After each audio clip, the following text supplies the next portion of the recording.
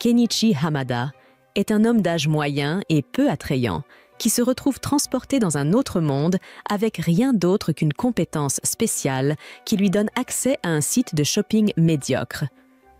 Tout commence lorsque Kenichi navigue sur le site de shopping Shangri-La sur sa tablette. Soudainement, il est tiré dans une forêt inconnue et la tablette disparaît de ses mains. Perplexe, Kenichi inspecte ses environs et réalise lentement qu'il a été transporté dans un autre monde. Pour confirmer ses soupçons, il ouvre le menu de statut, s'attendant à voir les options habituelles dans un monde de type jeu. Cependant, il ne trouve que 3 choix: Shangri-La, son site de shopping familier, une boîte d'objets et une poubelle. Curieux, il clique sur le bouton Shangri-La. Une autre interface apparaît, lui montrant le site de shopping en ligne qu'il utilise toujours. Sans se poser de questions sur la raison pour laquelle il a cette capacité ou son objectif, Kenichi passe à l'étape suivante et clique sur la boîte d'objets. La boîte lui indique de placer un objet à l'intérieur, alors il prend un brin d'herbe et le jette dedans. À sa grande surprise, la boîte d'objets non seulement stocke des objets, mais sépare également les matériaux à l'intérieur. Par exemple, elle sépare les mottes de terre de l'herbe. Kenichi récupère les mottes de terre et les place dans la poubelle. Se sentant affamé, il parcourt le site de shopping pour acheter du pain et du lait, mais il constate qu'il n'a pas assez de fonds pour effectuer l'achat. Cependant, il dispose d'une autre méthode spéciale. Il peut échanger des objets de son inventaire contre de l'argent. Par chance, un squelette entièrement équipé se trouve à proximité. Kenichi échange l'épée transperçant le squelette et une pierre précieuse qu'il trouve dans le butin contre environ 600 $, suffisamment pour acheter une miche de pain et 3 bouteilles de lait. Après avoir rempli son estomac, Kenichi enterre le soldat décédé par respect pour lui avoir sauvé la vie et prie pour la paix de son âme dans l'au-delà. Il dépense ensuite 100 $ pour acheter un VTT et prend la route, espérant trouver son chemin hors de la forêt avant la tombée de la nuit. Ne trouvant aucun signe de vie, Kenichi suppose qu'il a dû apparaître profondément dans la forêt et décide de monter un camp. Il achète un réchaud portable et d'autres essentiels de cuisine pour le dîner sur le site de shopping. Malheureusement pour cet homme d'âge moyen, l'odeur délicieuse du curry attire des monstres à proximité, qui commencent à s'approcher lentement de lui avec un regard de pure soif de sang. Kenichi se tourne de nouveau vers le site de shopping et commence frénétiquement à chercher une arme. Il trouve un arc, mais n'en ayant jamais utilisé, il passe son chemin et se résout à utiliser des feux d'artifice à la place. Il lance les feux d'artifice sur les monstres, s'attendant à ce qu'ils aient peur et s'enfuit. Cependant, ces monstres ne sont pas des chiens errants. Ils sont plus intéressés par leur nouvelle proie naïve. Le temps pressant, Kenichi achète une fronde et, à sa grande surprise, les comètes qu'il tire sont suffisamment puissantes pour infliger des dégâts sérieux aux monstres, les éliminant efficacement un par un. Après avoir vaincu suffisamment de monstres, Kenichi range rapidement tous ses objets dans la boîte d'objets et prend la fuite sur son VTT. Le matin suivant, Kenichi se réveille pour se retrouver allongé au milieu de nulle part et réalise qu'il a dû être épuisé à un moment donné et s'est endormi sans le vouloir. En inspectant ses environs, il remarque qu'il n'y a plus d'arbres devant lui et se rend compte qu'il a peut-être atteint le bord de la forêt. Pour confirmer sa position, il achète une échelle et des jumelles sur le site de shopping, utilisant l'échelle pour grimper à un terrain plus élevé. Il utilise ensuite les jumelles pour observer la distance, découvrant qu'il a atteint la périphérie d'une ville.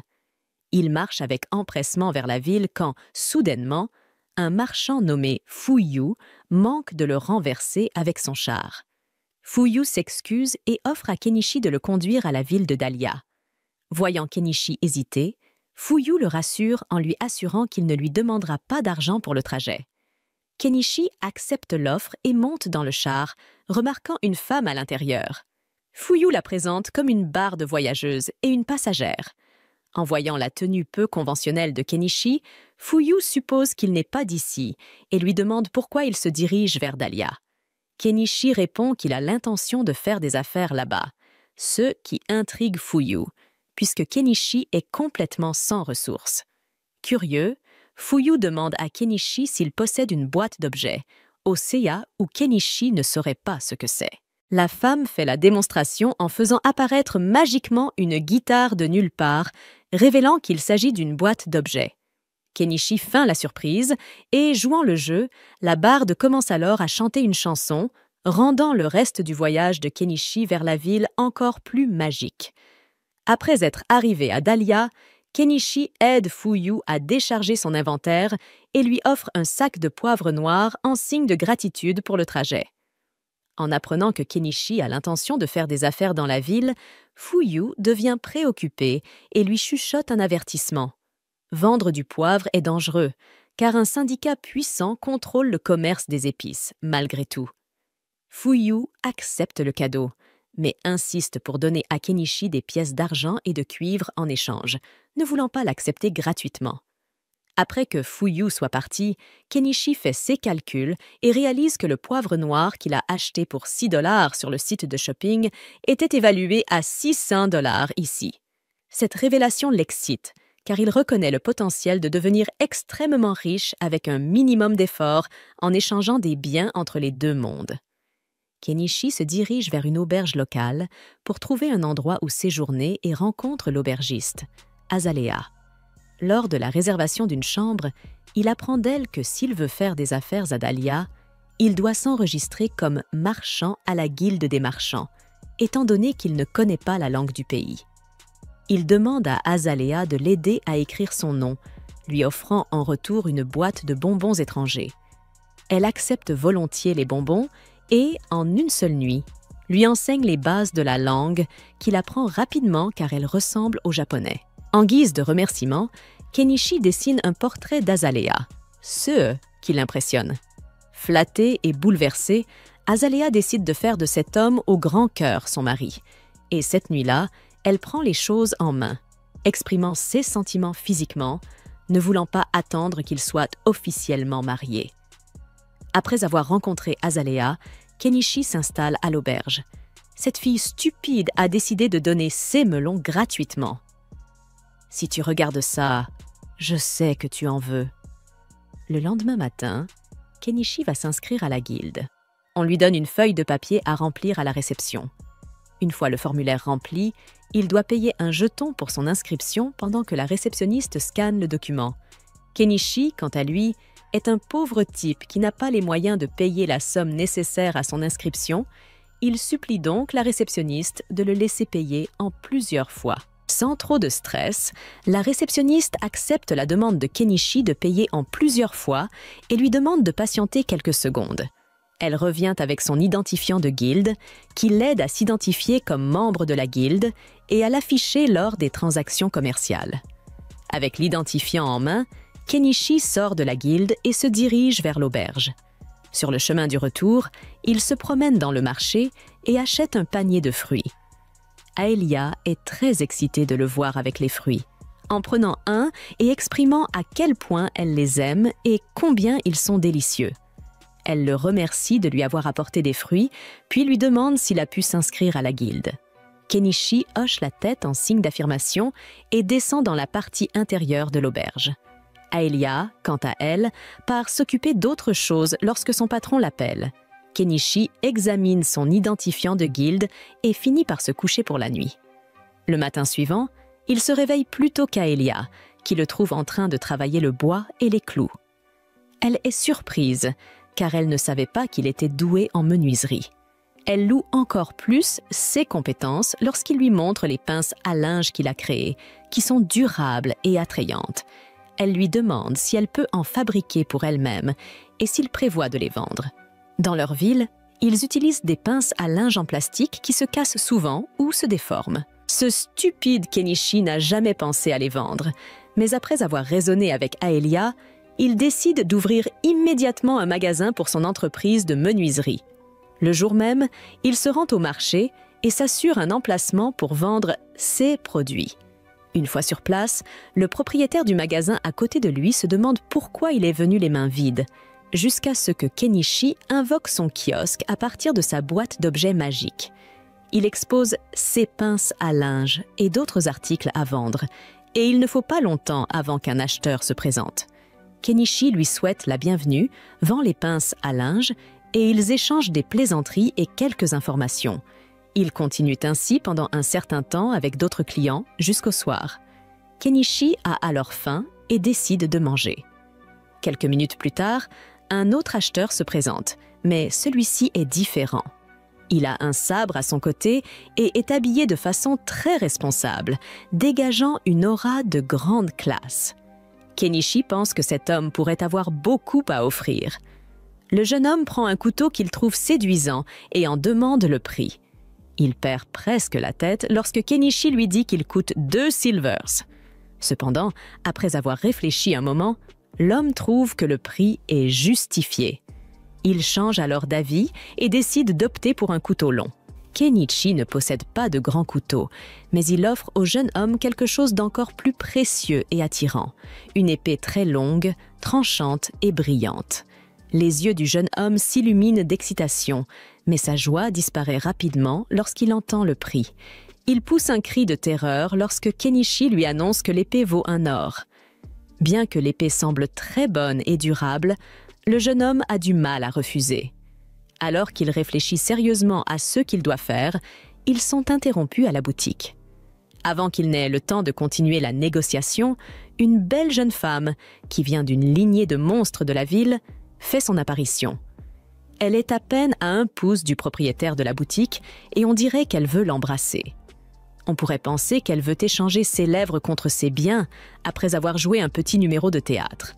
Pendant ce temps, les serviteurs, dont l'apparence ressemble à de véritables monstres, aperçoivent un des tapis que Kenichi a utilisé pour construire son kiosque. Initialement, il pense à le récupérer, mais il réfléchit à le vendre et à en construire un autre pour lui-même.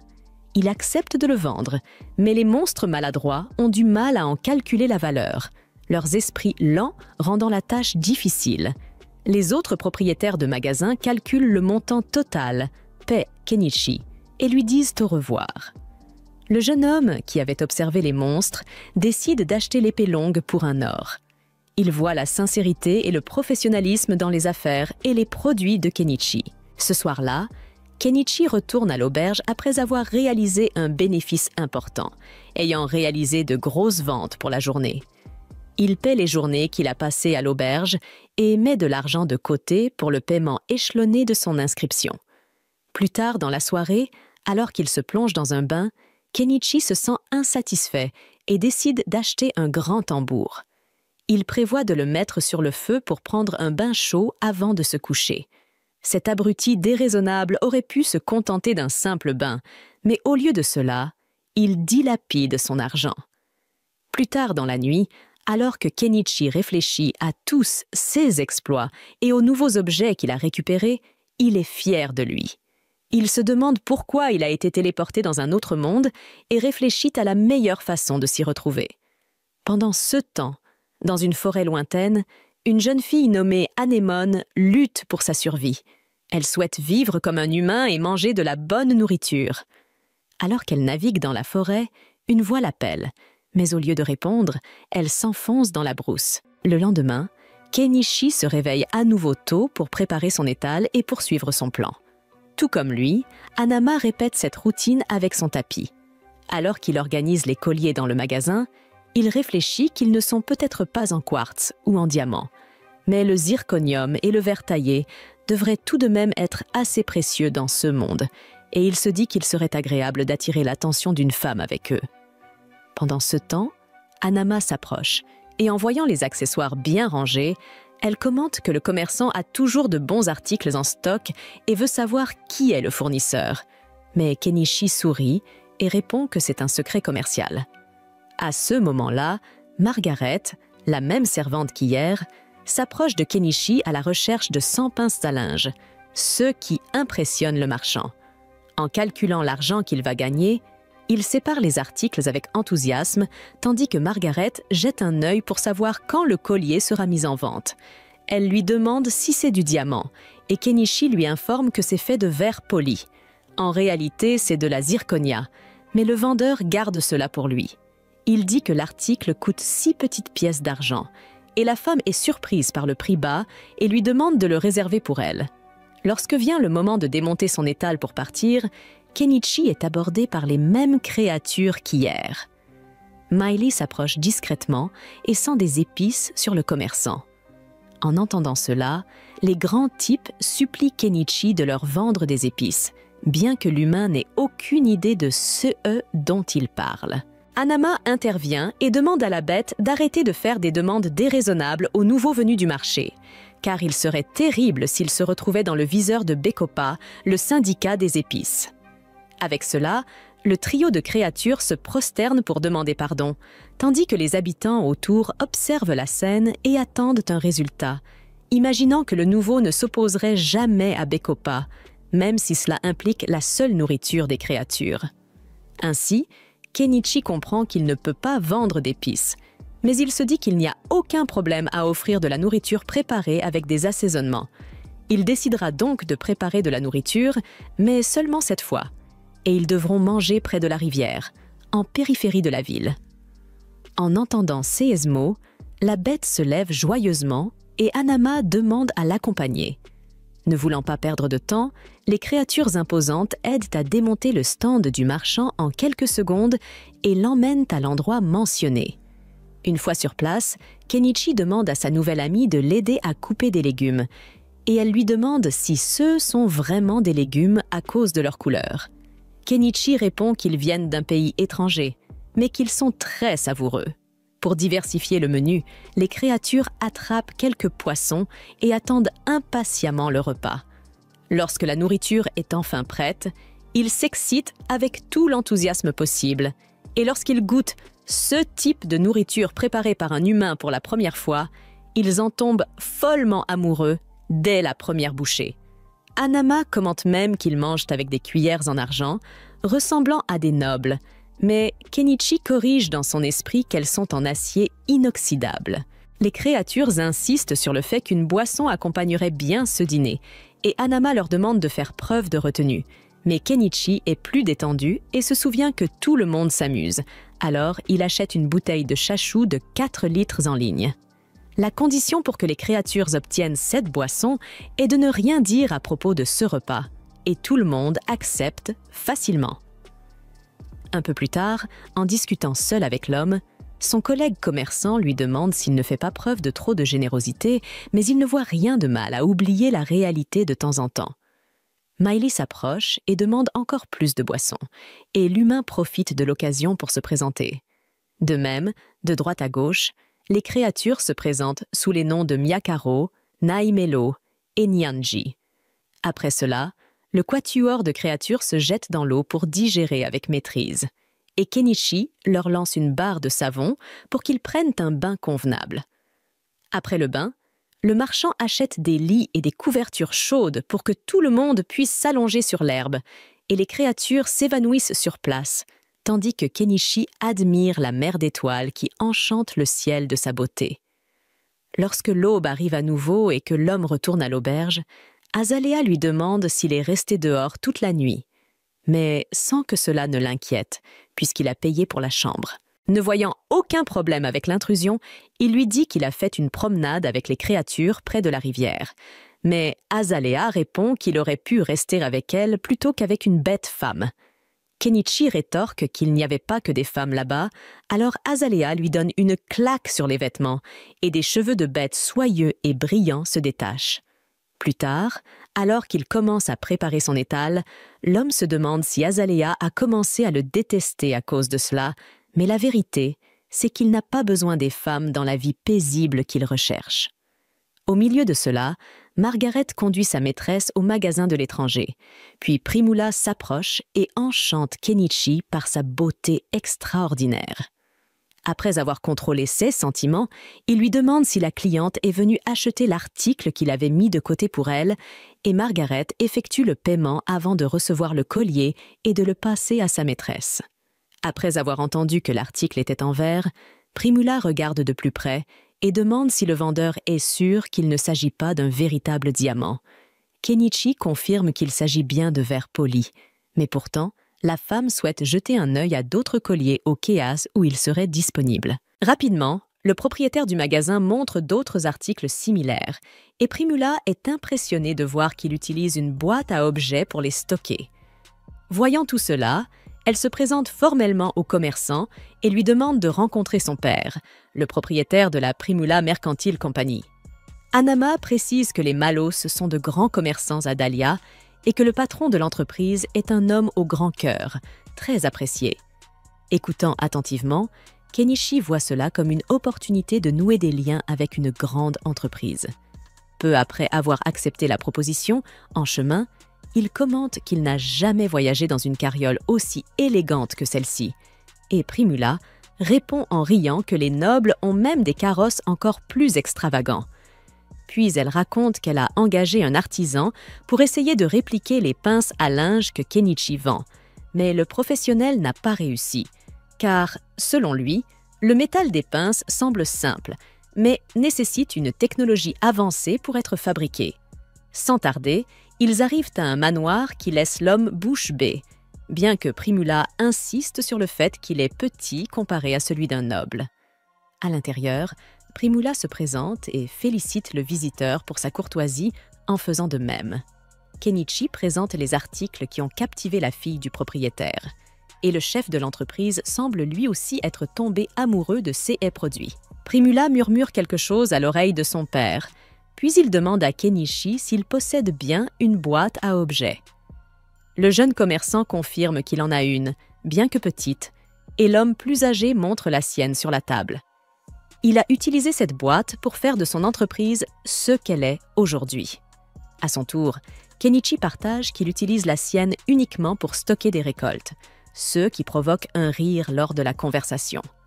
À ce propos, le visiteur demande pourquoi il est là, alors Primula propose à Kenichi un poste en tant que fournisseur pour l'entreprise commerçante. Le visiteur se demande si le magnat pourra trouver le bon marché pour ces articles et les vendre avec encore plus de profit. Et Primula lui assure que c'est le CA. Dans ce cas, Kenichi demande s'il ne serait pas plus facile pour l'homme d'affaires d'acheter directement dans son magasin et de les revendre plus tard. Primula remarque que Kenichi pourrait ne pas aimer cela, et il avoue effectivement qu'il ne le ferait pas. De plus, Primula révèle qu'il existe une possibilité que des rivaux de l'entreprise fassent une meilleure offre, et sécuriser un contrat serait une manière de s'assurer que cela ne se produise pas. Au fait, l'homme d'affaires précise qu'il ne pourrait pas supporter qu'un concurrent signe un contrat exclusif avec Kenichi, car ce serait la chose la plus stupide qu'un commerçant puisse faire. De plus, l'un des secrets des grands profits de l'entreprise de Malo est de ne pas se laisser tromper par le profit immédiat devant soi. On pourrait manquer une opportunité d'affaires encore meilleure. Cela dit, Malo propose de partager les bénéfices à 50-50 et Kenichi serre la main du commerçant expérimenté. Avec cette poignée de main, le novice gagne des dizaines de milliers sur des articles qu'il aurait pu acheter pour 2 ou 3 000, ce qui signifie que l'accord est conclu. Après avoir signé le contrat exclusif, Kenichi gagne plus d'un demi-million de yens grâce au premier produit qu'il a fourni, comme le Cameo Brook. Une émeraude avec le brook que Primula elle-même a proposé, 10 pièces d'or pour une d'une valeur équivalente à 2 millions de yens, soit environ 77 000 reuets brésiliens. Ainsi, grâce à des accords comme celui-ci, le solde de Kenichi à Shangri-La avait déjà dépassé les 8 chiffres, alors il décide d'acheter une maison. Après tout, maintenant qu'il avait de l'argent, l'homme d'âge moyen pouvait commencer la vie paisible qu'il avait toujours voulu. Toujours avec cela en tête, il traverse les périphéries de la ville jusqu'à atteindre les zones forestières plus éloignées. À un moment donné dans la forêt, il décide qu'il y établira sa base. Cependant, lorsqu'il revient à l'auberge et trouve Azalea dans sa chambre, elle le met en garde en lui disant que la zone est très dangereuse. Kenichi reconnaît cela et soutient qu'il ne vivra pas trop loin des murs de la ville. Mais la jeune fille insiste sur le fait que son désir est étrange. Les jours suivants, malgré les avertissements de son ami, l'homme tond l'herbe sur le terrain où il va construire sa maison en utilisant une tondeuse moderne, également achetée au magasin de Shangri-La, bien sûr. Le problème, c'est qu'elle fonctionne avec du carburant, ce qui pose un problème. Pour résoudre cela, le commerçant achète de l'essence mélangée pour moteur à 2 temps, ce qui est assez cher. Après tout, il n'y a pas beaucoup de choix à part ça, car ils ne vendent pas de carburant là-bas. Finalement, il construit une route menant à son terrain et, après cela, coupe des arbres avec une tronçonneuse et une hache. Cependant, après avoir terminé cette tâche, il essaie de stocker les énormes bûches dans sa boîte à objets, mais cela n'a pas été possible à cause de leur taille. Pour résoudre ce problème, il invoque la scie électrique et coupe les bûches en morceaux plus petits afin de pouvoir enfin tout stocker. Une fois cela fait, il découvre que le bois ne tient que s'il ne dépasse pas 10 mètres. Après cela, voyant que la nuit approche, l'homme décide de laisser le reste du travail pour demain. Lorsque le soleil se lève à nouveau, Kenichi reprend le travail pour construire sa maison. Seul avec une pelle, il creuse autour de la grande racine d'un arbre pour l'enlever du terrain où la maison serait construite. Cependant, en considérant qu'il lui reste encore beaucoup d'autres racines à déterrer et qu'il est déjà épuisé par la première, il jette l'éponge et achète une pelle mécanique. Le problème, c'est qu'il se rend vite compte qu'il a dépensé 1-2 millions de yens sur un coup de tête. Pour aggraver les choses, ce véhicule fonctionne au diesel, ce qui n'est pas vendu dans ce monde ni même à Shangri-La. Pour ne pas gâcher son investissement, l'homme achète du kérosène destiné au matériel de camping, mais avant de se débarrasser de l'excavatrice sur un coup de tête, il décide de la tester sur un générateur diesel pour éviter d'endommager le véhicule. Finalement, après tous ces tracas, il parvient à démarrer le générateur et célèbre son succès. Lorsque la nuit tombe, Kenichi prend un bain dans la rivière voisine, bien qu'il sache qu'il doit faire quelque chose contre les insectes avant qu'ils ne l'atteignent. À ce moment-là, l'homme se souvient qu'Azalea lui a recommandé une pierre répulsive contre les insectes vendus au magasin d'outils près du marché. Lorsque le matin arrive, Kenichi se rend là-bas et est accueilli par un vieil homme qui, selon le commerçant lui-même, ressemble beaucoup à un magicien. Alors que le vendeur commente qu'il n'a jamais vu Kenichi dans C&S Contrées auparavant, il lui explique qu'il vient de l'extérieur.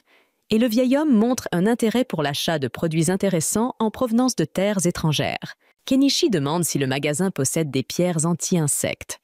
Le vendeur lui tend la main et l'informe qu'elle coûte 3 pièces d'argent, un prix que l'acheteur trouve trop élevé. Pour négocier, il offre 2 oranges, et le vendeur réduit le prix à 2 pièces d'argent en incluant les fruits dans le marché. Après avoir acheté la pierre, Kenichi installe sa tente et apprend de Manama que le vieil homme est une encyclopédie vivante sur Dahlia. Cela dit, l'homme remarque un avis de recherche sur le mur. Le criminel représenté est Chaga, le chef des bandits de la région.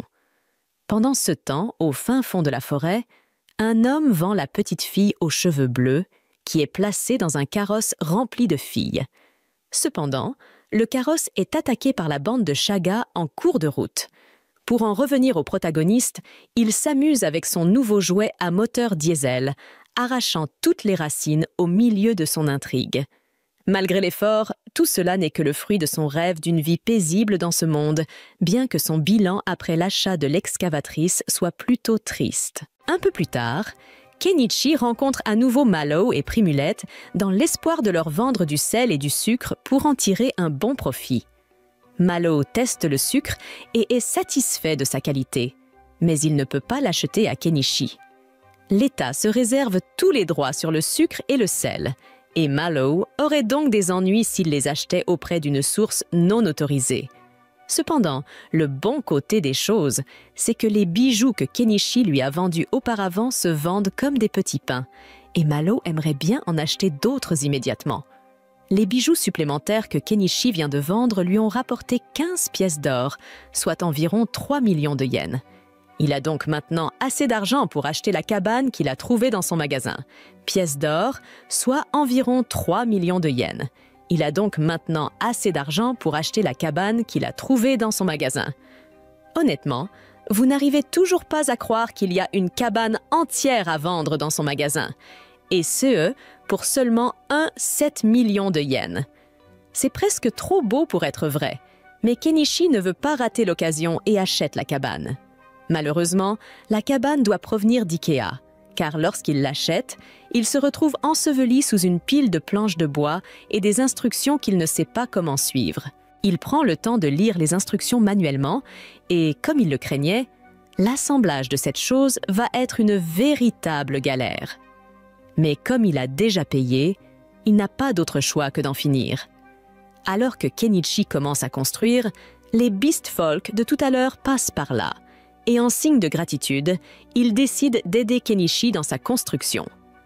Plusieurs semaines passent, et grâce à l'aide du Beast Folk, Kenichi a pu faire des progrès réguliers sur sa cabane tout en gardant son échoppe ouverte, et après un peu moins d'1 mois de travail, la construction de la cabane est enfin achevée. Il n'aurait pas pu faire tout cela en si peu de temps sans l'aide des Beast Folk. Et pour les remercier, il organise une belle fête autour d'un barbecue. Cependant, même si la cabane est enfin terminée, il reste encore une tonne de choses que Kenichi doit faire par lui-même, comme peindre les murs et le toit et produire de l'électricité. Il lui a fallu 1 mois de plus pour s'occuper de toutes ses affaires, mais une fois que tout a été fait, la maison de Kenichi est complètement autosuffisante. Il a construit une clôture autour de sa maison et de sa ferme. Pour l'électricité, il a installé quelques panneaux solaires. Maintenant qu'il a enfin terminé de construire la maison de S.A. Rêve, la première chose que fait Kenichi pour fêter l'événement est de prendre un bon bain chaud. Cependant, il doit encore trouver un moyen d'avoir de la plomberie à l'intérieur, car il a dû faire plusieurs voyages à vélo pour remplir cette baignoire. Le lendemain matin, Kenichi retourne à l'auberge pour annoncer à Azalea qu'il a enfin terminé sa cabane dans la forêt et qu'il ne restera donc plus à l'auberge. Azalea est un peu surprise, car elle ne pensait pas que Kenichi était sérieux quand il a dit qu'il voulait construire une maison dans la forêt, mais elle est aussi heureuse qu'il ait pu atteindre l'un de ses objectifs, même si cela signifie qu'elle ne pourra plus le voir aussi souvent. Le lendemain, Kenichi se réveille dans sa cabane, et comme le temps est magnifique, il décide de sortir et de prendre quelques photos des fleurs locales, mais sa petite balade est interrompue lorsqu'il manque de se faire tirer dessus par une flèche. Kenichi est tellement surpris qu'il tombe de son vélo, mais d'autres flèches sont tirées sur lui, et il se met à l'abri derrière un arbre. Ceux qui tirent les flèches semblent être de nouvelles bêtes qui vivent dans la forêt, et pour leur défense, ils étaient là pour chasser, donc ils l'ont instinctivement attaqué. Mais même après avoir réalisé que Kenichi est l'humain qui a construit une maison dans cette forêt, il s'en fiche et décide de le tuer quand même.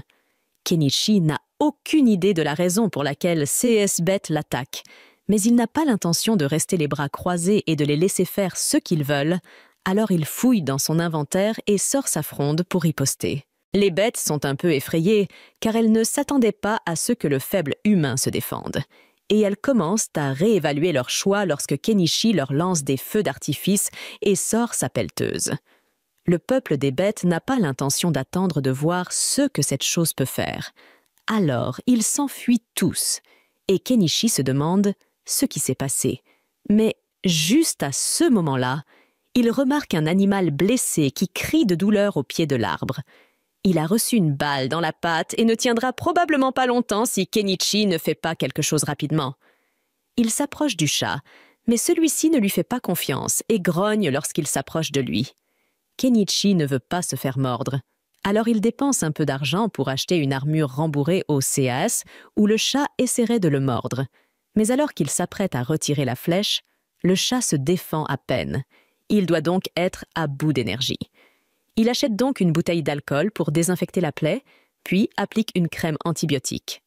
Les blessures du chat ont été soignées, mais il n'y a toujours aucune garantie qu'il survivra à l'air libre, alors Kenichi décide de le ramener chez lui.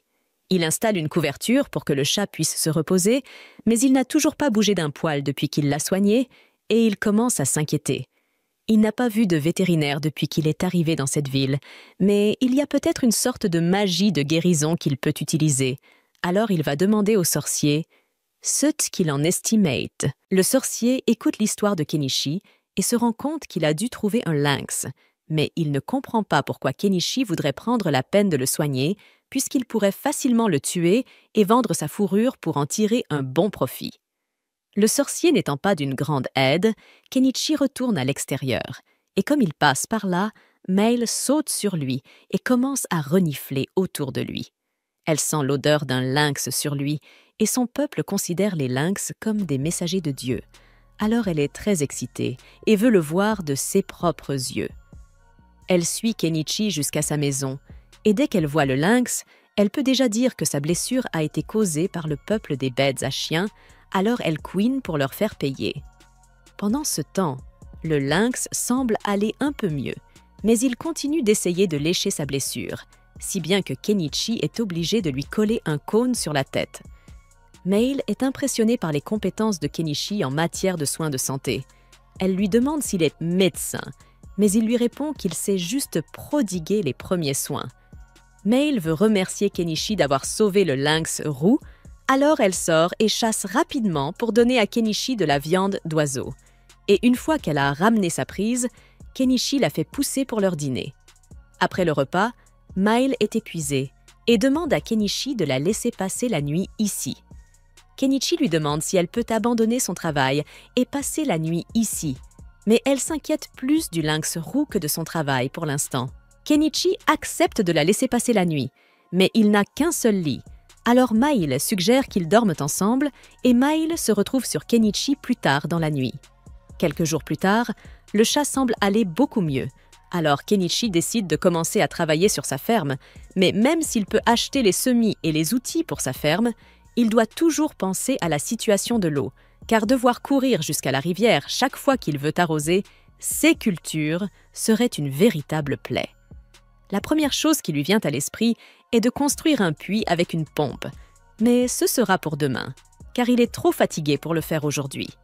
Il va se coucher et, le lendemain matin, il se réveille avec la sensation du lynx qui lui a sauté sur l'estomac. Même si cela lui fait mal, il est heureux de voir que le lynx est plein d'énergie. Alors il lui enlève son cône et le relâche dans la nature pour qu'il vive sa vie.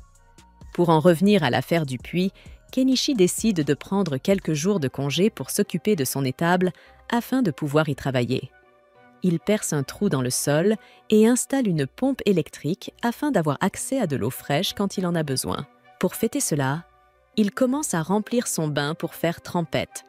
Mais tout à coup, il entend Primula l'appeler.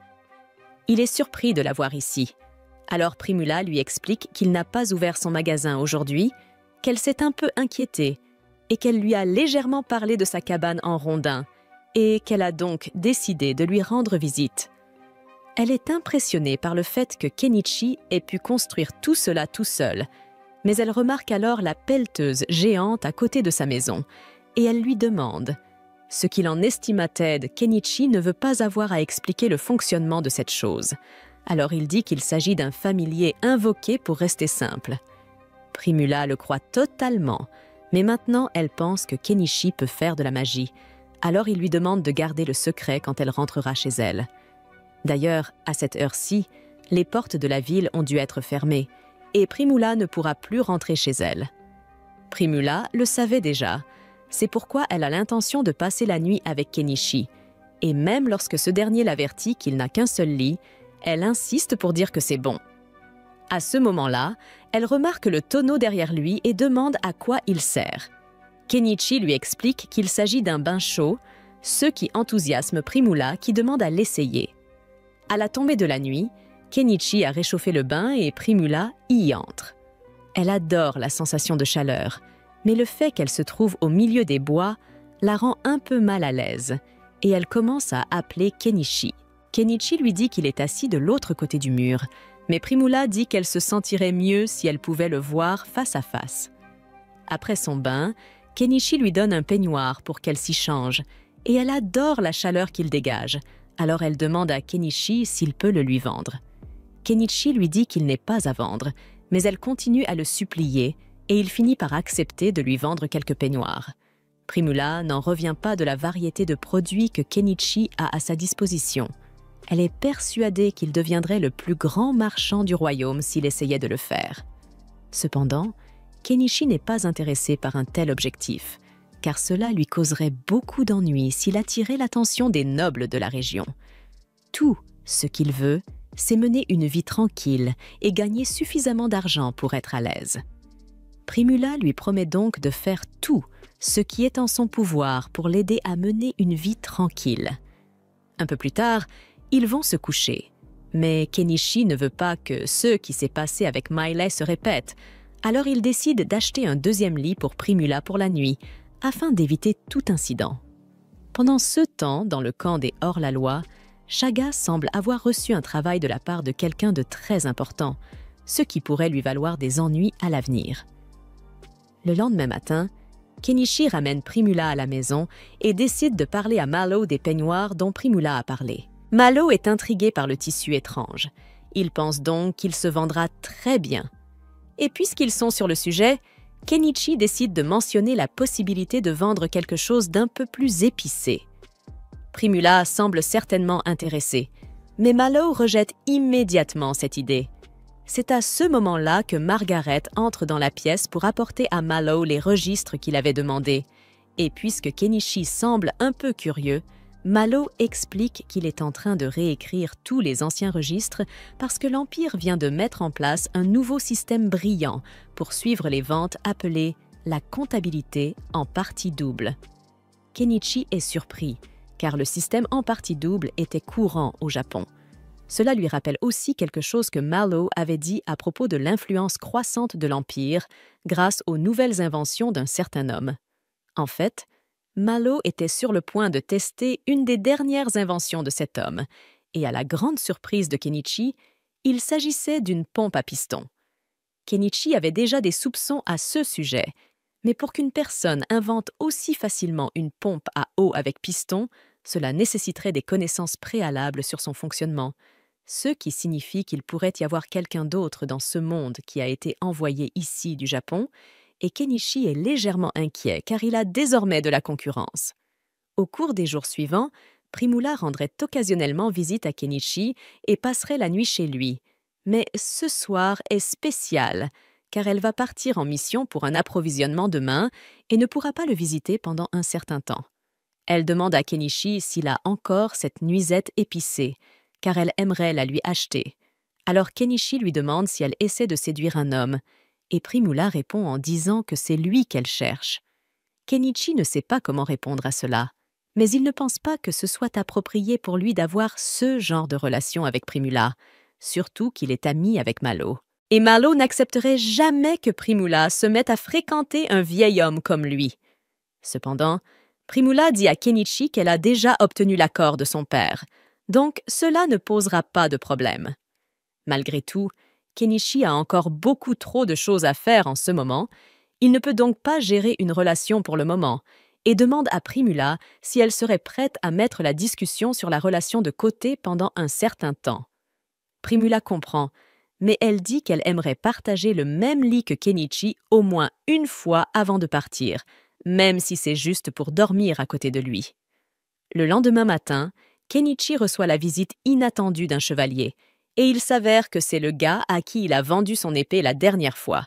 Il s'appelle Norse Ball et a été envoyé ici pour enquêter, car on a signalé la présence d'un vieil homme étrange dans les bois, mais comme il connaît déjà Kenichi, il peut affirmer qu'il ne se passe rien de sinistre ici. Mais avant de partir, il raconte à Kenichi une nouvelle intéressante qu'il a entendue récemment. Il y a un mage dans l'Empire qui a créé ce merveilleux condiment appelé mayonnaise, et il est en quelque sorte vaincu de la conduite avec ce condiment. Pour Kenichi, il ne fait aucun doute que cet homme mystérieux doit venir du Japon, et avec tout ce qu'il a accompli jusqu'à présent, Kenichi se sent vraiment surclassé ici. Cela dit, ce n'est pas comme s'il allait croiser ce type de sitôt, alors le mois suivant passe sans incident. Kenichi est assis à son étal un après-midi lorsqu'il réalise que la caravane d'approvisionnement de Primula devrait bientôt rentrer. Il prévoit donc d'aller lui rendre visite plus tard dans la journée. Cependant, à ce moment précis, un énorme tumulte éclate sur la place du marché. Intrigué, il se lève pour voir ce qui se passe. Apparemment, une caravane a été attaquée par des bandits et tous les passagers ont été enlevés, y compris Primula. Malo est vu en train de supplier les aventuriers dans la rue d'aider à sauver sa fille. Mais puisque le bandit responsable de l'enlèvement n'est autre que le tristement célèbre hors-la-loi Shaga, personne ne veut prendre le risque de l'affronter. Dans ces conditions, l'ordre des chevaliers mettra plusieurs jours avant de pouvoir organiser une mission de sauvetage. Pendant ce temps, Primula est enfermée dans une cage par Shaga et ses hommes. Elle est encore indemne pour l'instant, mais uniquement parce que Shaga prévoit de la vendre à de nobles dépravés pour se faire plus d'argent. Quant à ses chances de s'échapper seule, elles sont pratiquement nulles. Malo sait que ce n'est qu'une question de temps avant que Primula ne subisse un sort terrible. Il est donc désespéré et se tourne vers Kenichi pour lui demander de l'aide. Kenichi n'a en aucun cas les compétences pour se battre, mais il tient énormément à Primula. Il finit donc par accepter de faire quelque chose pour la sauver. Cependant, il ne dispose pas des fonds nécessaires pour mener son plan à bien. Il explique donc à Malo qu'il va avoir besoin d'argent pour se préparer. Sans la moindre hésitation, Malo lui tend un sac rempli de pièces d'or. Il est prêt à donner chaque pièce qu'il possède, tant que Kenichi parvient à ramener Primula saine et sauve. Il lui indique que la base d'opération de Shaga se trouve dans les ruines, à 50 km à l'ouest de Dahlia. C'est une sacrée distance, alors Kenichi va devoir se trouver un moyen de transport. Il parcourt les véhicules disponibles dans sa boutique et finit par décider d'acheter un camion. Mais avant de procéder, il avertit tout le monde qu'il s'apprête à utiliser une magie d'invocation et leur conseille de reculer. Il se met alors à réciter une incantation absurde pour tromper l'assemblée et leur faire croire qu'il s'agit bien de magie d'invocation. Une fois son camion apparu, il grimpe dessus et demande si quelqu'un est prêt à l'accompagner au combat. Shaga a une énorme prime sur sa tête, donc s'ils parviennent à l'éliminer, tout le monde recevra une récompense conséquente. Cependant, aussi tentant que cela puisse paraître, personne ne répond à son appel. Shaga est une menace bien trop redoutable. Kenichi commence à s'inquiéter à l'idée de devoir affronter cette mission seul. Mais c'est alors que le lynx qu'il avait sauvé le mois dernier s'approche de lui. Même s'il ne parle pas le langage des félins, il comprend immédiatement que l'animal veut l'aider. En parlant de félins, Mile et les autres membres du peuple bête souhaitent eux aussi lui prêter main forte. Après tout, ils lui doivent encore une faveur pour toute l'aide qu'il leur a apportée. Kenichi est soulagé de voir qu'il n'est pas seul. Pour les préparer au combat, il achète un arc à poulie pour Mielet, ainsi qu'une hache et plusieurs épées pour les frères de Mile. C'est alors qu'il entend une autre voix déclarer vouloir se joindre à eux. Lorsqu'il baisse les yeux, il découvre Norspal. Savoir qu'un chevalier expérimenté les accompagnera le rassure grandement. Toutefois, il ne peut s'empêcher de se demander pourquoi Norspal se promenait en ville en armure complète. Le chevalier explique qu'il vient tout juste de recevoir son épée forgée avec l'acier que Kenichi lui avait donné. Il cherchait une occasion de la tester, et quoi de mieux que d'exterminer quelques bandits? Un dernier volontaire se manifeste, le propriétaire de la boutique de magie.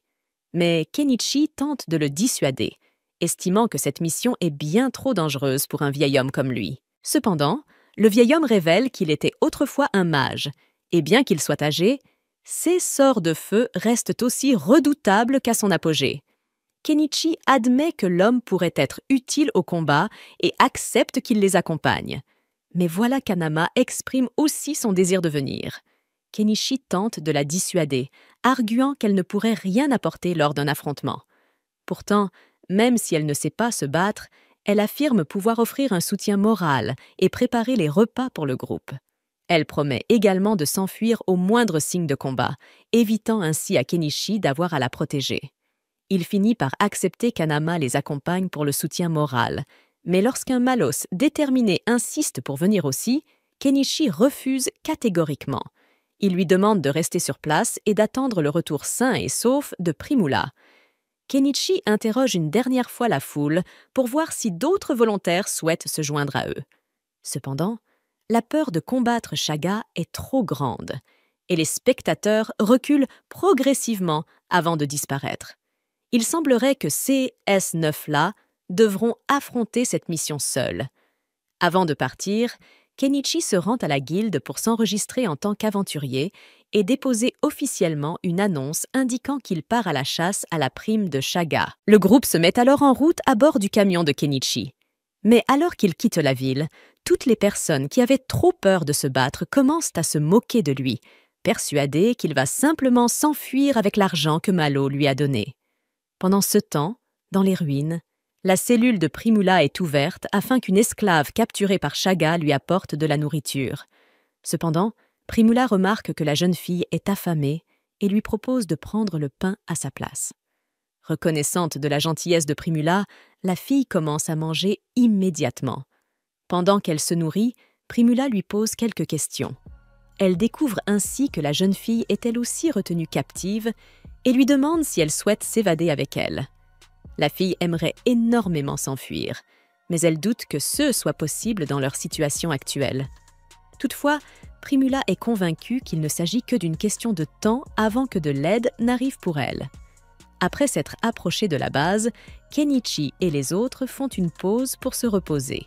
Une fois leur repas terminé, Kenichi réunit tout le monde afin d'organiser une réunion stratégique.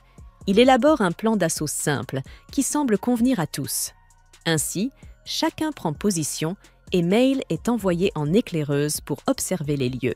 Kenichi parvient à rester en contact avec Mail grâce à des radios qu'il a achetées. Cependant, pour simplifier les choses, lorsque Mail l'interroge sur cet appareil, il lui répond simplement qu'il s'agit d'un artefact magique permettant de communiquer à distance. Une fois Mail en position pour jouer les éclaireuses, Kenichi et les autres montent dans le camion, laissant Hanama derrière pour sa propre sécurité. Sachant qu'il n'y a aucune garantie de victoire, Kenichi demande à Hanama de contacter la guilde des aventuriers s'ils ne reviennent pas d'ici 24 heures. Tard dans la nuit, il demande à Mail une mise à jour sur la situation des bandits. D'après ses observations, il semble qu'ils soient en pleine fête. En fait, la plupart des bandits sont ivres en ce moment, ce qui en fait le moment idéal pour attaquer. Avant de passer à l'action, l'un des hommes bêtes attire l'attention de Kenichi et lui tend une noix.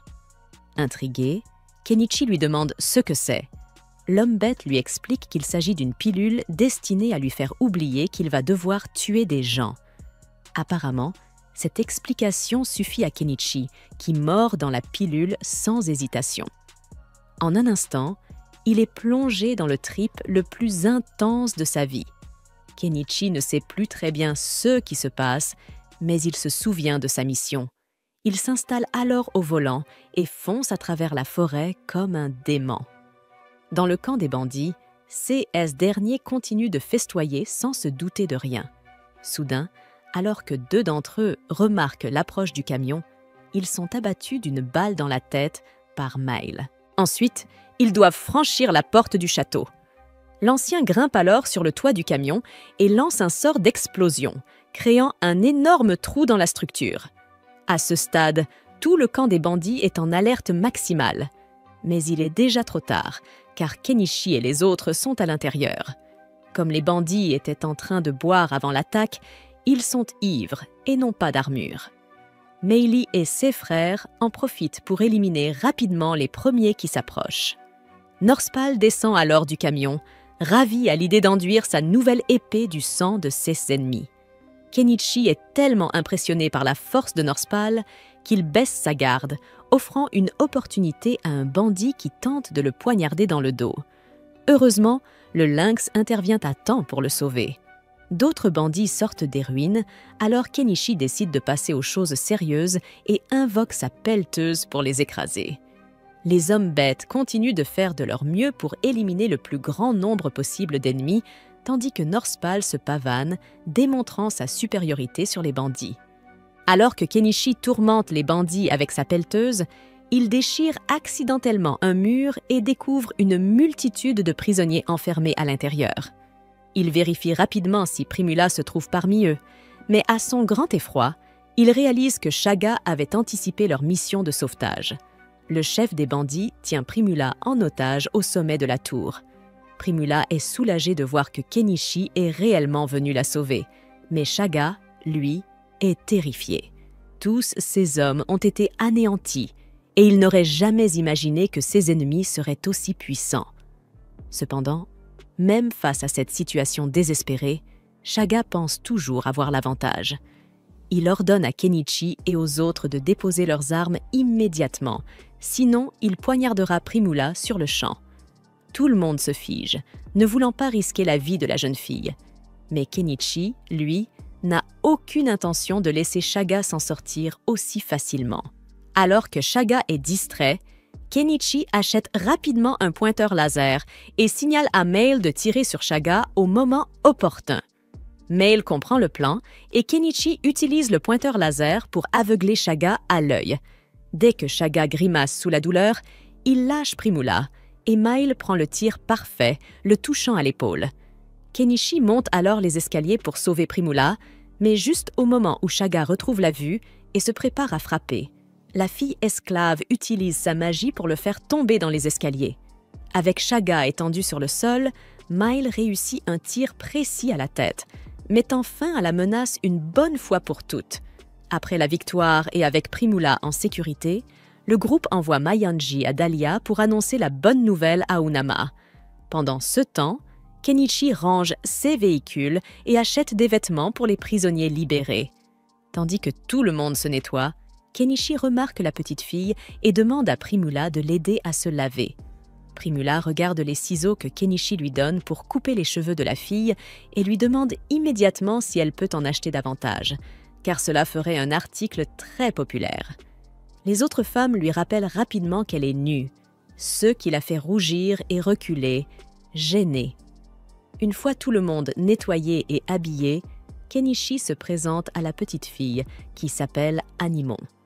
Elle révèle qu'elle a une lettre importante à lui remettre. Une lettre dénonçant le noble qui finançait les enlèvements de Shaga. Northball promet que ce noble sera tenu responsable de ses actes. Ainsi, l'incident prend fin et le groupe peut retourner en toute sécurité à Dahlia. Après une longue journée, tout le monde s'endort, épuisé par le voyage. C'est la fin de l'épisode 4, n'oubliez pas de vous abonner pour ne pas manquer la suite. Le lendemain, il ramène le groupe en ville dans sa voiture et, voyant sa fille sortir du véhicule, Malo est ému et se précipite pour embrasser Primula. En homme d'affaires avisé, il fait des commentaires sur la qualité du chemisier de la jeune fille, ce qui les amène tous deux à convenir avec enthousiasme qu'il pourrait bien se vendre dans son magasin. Kenichi trouve étrange que leur retrouvaille sincère se transforme en réunion d'affaires jusqu'à ce que Malo le remercie personnellement pour ce qu'il a fait. Pendant ce temps, l'homme d'affaires demande à Kenichi s'il a placé le butin de la mission dans la boîte à objets et Kenichi confirme, embarrassé, que oui, après tout, sa boîte contient une quantité absurde de ferraille. La veille, pendant que les gens mangeaient, Kenichi a appris que les têtes des ennemis tués devaient être placées séparément dans la boîte à objets comme preuve de leur défaite, en identifiant les individus recherchés. Les bêtes précisent qu'il s'agit d'une pratique courante chez les aventuriers, Kenichi doit donc s'y habituer, d'autant plus que les têtes commencent à puer au bout d'un certain temps et qu'il faut s'y préparer. En entendant cela, Kenichi se rend compte que ce monde n'est pas une plaisanterie et, en parlant de plaisanterie, sa vie de loisirs et de paix semble se dégrader avec cette nouvelle peu charmante. Il finit par rassembler toutes les armes et armures prises aux bandits et il y avait environ 100 pièces d'or dans la cachette, plus des tapis, des boissons, des bijoux et tout ce à quoi on peut penser. Le tout fut placé dans la boîte à objets. Après avoir collecté les objets, le protagoniste propose aux prisonniers libérés de les ramener dans leur pays d'origine, mais aucun d'entre eux ne le souhaite, car leurs familles ont été tuées et ils n'auraient nulle part où aller. Kenichi leur propose donc de l'accompagner à Dahlia, une ville très peuplée, où ils pourraient chercher du travail et tenter de prendre un nouveau départ. Primula ajoute que la Malo Company pourrait les aider et cette offre séduit les femmes. Kenichi demande où se trouve le village d'Anamon et elle répond qu'elle est née en Europe. Malheureusement, Primula lui dit que c'est assez loin, à environ 800 km. Kenichi propose néanmoins d'emmener la fillette, mais elle refuse en secouant la tête. Anama soutient que l'enfant a dû être vendu pour réduire le nombre de bouches à nourrir, et Kenichi l'invite à se rendre à Dahlia avec tout le monde. L'homme commence alors à transporter tout le monde vers leurs lieux respectifs, chacun là où il veut être laissé. Au cours d'une conversation entre les femmes, un soir de repas au camp, Anama dit que la meilleure qualité d'un homme est son honnêteté. Primula demande si Kenichi serait un bon choix, mais l'aîné répond que non, car les hommes comme lui ne s'intéressent pas aux femmes. S'il trouve quelque chose qu'il veut vraiment faire, il laissera certainement une femme derrière lui pour le faire. Après avoir collecté les objets, le protagoniste propose aux prisonniers libérés de les ramener dans leur pays d'origine, mais aucun d'entre eux ne le souhaite, car leurs familles ont été tuées et ils n'auraient nulle part où aller. Kenichi leur propose donc de l'accompagner à Dahlia, une ville très peuplée, où ils pourraient chercher du travail et tenter de prendre un nouveau départ. Primula ajoute que la Mallow Company pourrait les aider et cette offre séduit les femmes. Kenichi demande où se trouve le village d'Anamon et elle répond qu'elle est née en Europe. Malheureusement, Primula lui dit que c'est assez loin, à environ 800 km. Kenichi propose néanmoins d'emmener la fillette, mais elle refuse en secouant la tête. Anama soutient que l'enfant a dû être vendu pour réduire le nombre de bouches à nourrir, et Kenichi l'invite à se rendre à Dahlia avec tout le monde. L'homme commence alors à transporter tout le monde vers leurs lieux respectifs, chacun là où il veut être laissé. Au cours d'une conversation entre les femmes, un soir de repas au camp, Anama dit que la meilleure qualité d'un homme est son honnêteté. Primula demande si Kenichi serait un bon choix, mais l'aîné répond que non, car les hommes comme lui ne s'intéressent pas aux femmes. S'il trouve quelque chose qu'il veut vraiment faire, il laissera certainement une femme derrière lui pour le faire. Kenichi entend cette partie de la conversation d'un air sévère, mais reste silencieux. Enfin, le lendemain, le voyage se poursuit et les anciens prisonniers retrouvent leur famille, pour ceux qui ont encore quelqu'un. En arrivant à Dahlia, la réceptionniste de la guilde panique en voyant la tête de Shaga exposée devant elle par le peuple de la bête. Un autre employé s'approche et demande combien de têtes les aventuriers ont, et Kenichi répond qu'il y en a 52, choquant tout le monde. Plus tard, alors que les membres de la guilde commencent à examiner les têtes, Kenichi s'écarte pour reprendre son souffle, mais le mage s'approche et remarque que la magie du jeune homme est exceptionnelle, tout comme sa boîte d'objets qui lui compliquera certainement la vie si les nobles découvrent ce qu'il sait faire. À ce propos, Kenichi se rappelle que tant que tout le monde se tait, tout ira bien, et que si les choses tournent mal, il partira tout de suite. À ce moment, Norspal arrive et annonce qu'il est sur le point de voir le seigneur local, le comte Asclepius. Kenichi lui demande s'il va rapporter que des nobles ont été impliqués avec Shaga et le chevalier confirme. L'inspection des têtes dure jusqu'au crépuscule et le paiement total s'élève à 861 pièces d'or. Au milieu de tout cela, le musicien commence à chanter à propos d'un groupe d'hommes-chats dirigé par le lynx, tandis que le propriétaire de la taverne rappelle à Kenichi la promesse qu'il avait faite qu'il serait amant lorsqu'il réussirait dans les affaires. Kenichi est impressionné par l'intuition de la femme qui s'emballe, car il n'a jamais dit qu'il avait gagné beaucoup d'argent. Alors il soutient qu'il n'a jamais fait une telle promesse. En larmes, la femme crie qu'elle n'était qu'une aventure pour cet homme, tandis que les clients lui rappellent qu'elle est là pour travailler, l'un d'entre eux ayant une tasse vide. Pendant ce temps, Kenichi ne prend pas le drame au sérieux et plaisante sur le fait qu'il est bien un adulte bon à rien. Alors qu'il monte les escaliers pour utiliser sa chambre, le protagoniste se dit que ce n'est qu'une question de temps avant que les nobles n'apprennent son existence. Au milieu de la nuit, alors que Kenichi dort, une jeune fille passe sans encombre devant le lynx et se fraye un chemin dans le couloir jusqu'à la chambre de l'homme. Lorsque Kenichi aperçoit le visage d'Azalea sous sa couverture, il se plaint d'être trop fatigué pour CS-jeux, mais la femme ne cherche pas d'excuses. Comme cela fait un moment qu'ils ne se sont pas vus, elle a pensé qu'ils pourraient s'amuser un peu. Tout en parlant, Azalée se déshabille sans vergogne jusqu'à ce que le couple se rende compte que quelqu'un a fait irruption dans la pièce, les observant en même temps que le lynx. Finalement, c'est la petite fille et le félin qui finissent par coucher avec Kenichi. Le lendemain, Kenichi pense qu'Anama pourrait s'inquiéter pour l'enfant. Il se rend donc au marché pour la chercher, mais la femme n'est pas là. Les hommes-chats ont la gueule de bois et n'ont aucune idée de l'endroit où se trouve le marchand.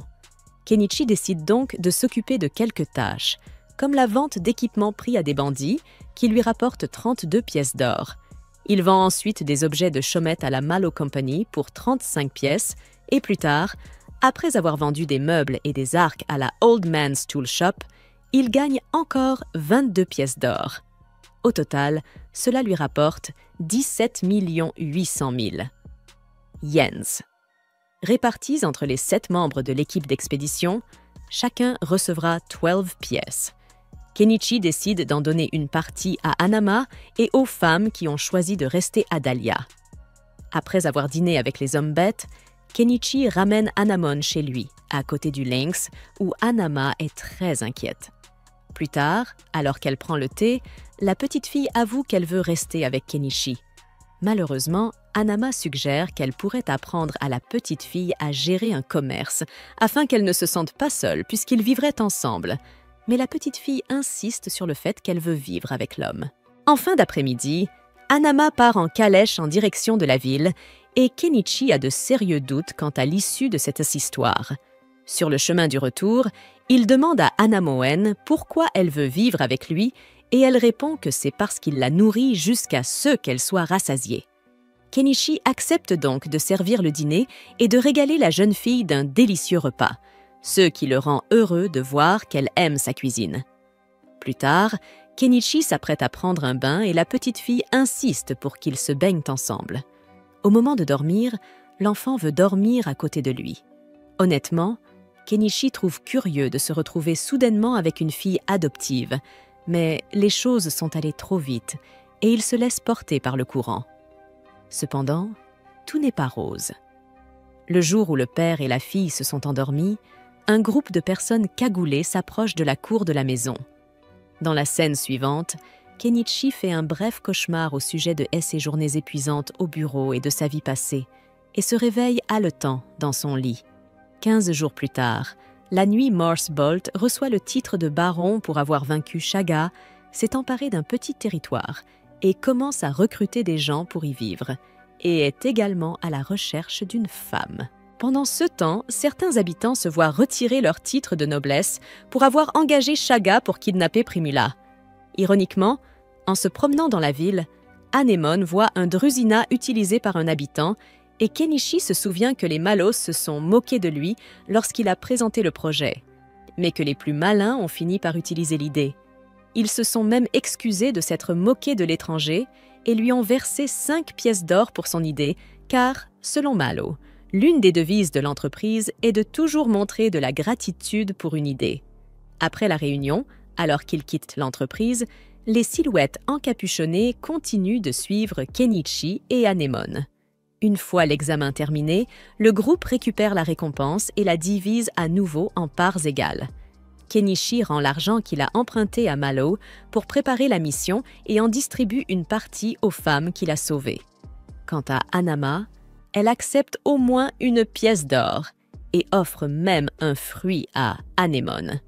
Où qu'il aille, Kenichi a l'impression d'être suivi, et cela devient encore plus évident lorsqu'il remarque un homme encapuchonné juste derrière lui. Il s'en rend compte et attrape Anemone par le bras pour s'enfuir, mais les silhouettes encapuchonnées parviennent à les coincer. N'ayant aucun endroit sûr où aller, Kenichi s'engage dans une ruelle et jette des caisses en bois sur le chemin pour essayer de gagner du temps. Cependant, à un certain moment du voyage, un chariot bloque la sortie de la ruelle, ne lui laissant aucune échappatoire. Et il se rend. Les silhouettes encapuchonnées ouvrent la porte du carrosse et l'informent que leur employeur souhaite s'entretenir avec le marchand. Mais avant d'entrer dans le véhicule, Kenichi invoque des dynamiques de son inventaire et les lance dans tous les sens, y compris dans le carrosse. Au milieu du chaos, il parvient à s'éloigner et à pointer son arbalète sur ses poursuivants qui s'enfuient en panique. À ce moment-là, Mao arrive en calèche et demande ce qui s'est passé. Elle entre avec sa fille adoptive et lui explique que toute cette situation doit être l'œuvre d'un noble, et Mao pense qu'il s'agit de la faction anti-monarchiste, suggérant ainsi à Kenichi de rendre visite au seigneur de cette ville, le seigneur Asclépios. Le soir, alors que le marchand étranger rentre chez lui, Mao parle à sa fille de la dette qu'ils ont envers Kenichi, car ils ont été honorés par le seigneur de la ville pour avoir inventé la drusina, ce qui leur a même valu un nom de famille honorifique. Par exemple, Primula s'appelle désormais Primula ni Drusina.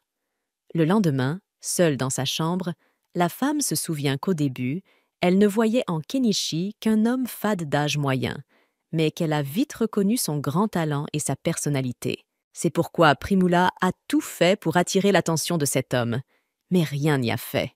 Cependant, comme il était allé la sauver des bandits, la femme était sûre que cet homme ressentait quelque chose pour elle. Primula a donc décidé de s'investir encore plus dans Kenichi car elle est certaine qu'il l'attend.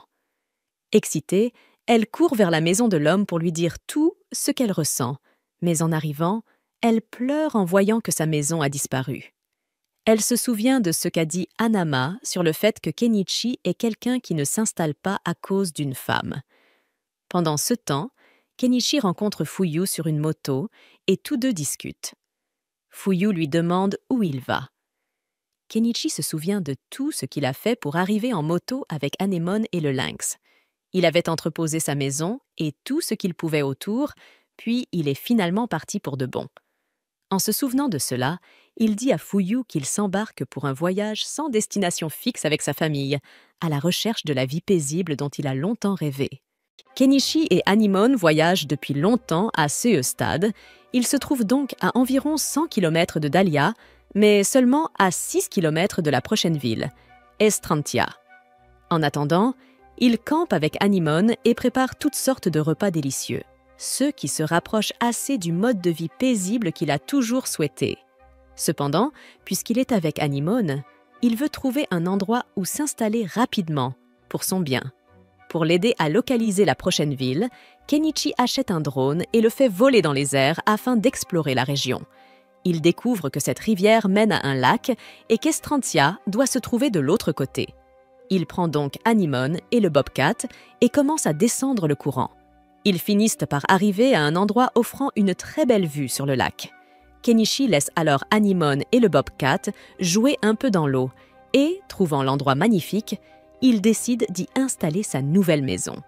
Après avoir dégagé une bonne partie de la végétation, Kenichi sort sa maison de sa boîte à objets. Pendant qu'il installe ses affaires, il réalise qu'il n'a jamais donné de nom au Bobcat. Il passe alors quelques minutes à y réfléchir et finit par choisir le nom Vel ***. Ce soir-là, il commence à donner des leçons de lecture et d'écriture à Anemone. Elle est plutôt intelligente et comprend assez rapidement, mais lorsqu'il s'agit de mathématiques, elle a un peu plus de mal.